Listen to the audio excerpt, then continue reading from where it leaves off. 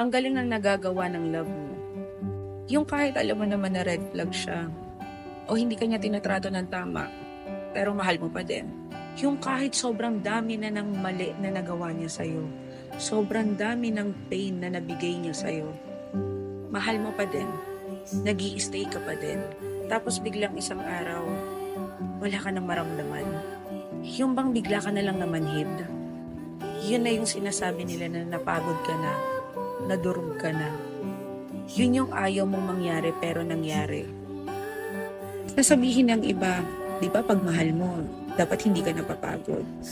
Di ba pag mahal mo, dapat hindi mo sinusukuan. Totoo naman.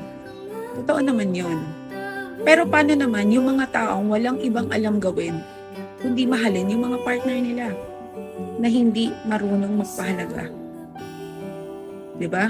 Sila na lang ba dapat yung laging nagsasakripisyo? Sila na lang ba dapat yung laging umuunawa? Paano naman yung mga feelings nila? Hindi ba nila deserve na mahalin din sila katulad ng ibinibigay at ipinaparamdam nila na pagmamahal dun sa mga partner nila na hindi naman marunong magpahalaga? Parang ganito yan sa nabasa kong quotes eh. Ang sabi doon, hindi ako napagod na mahalin ka. Napagod ako sa mga ipinaparamdam mo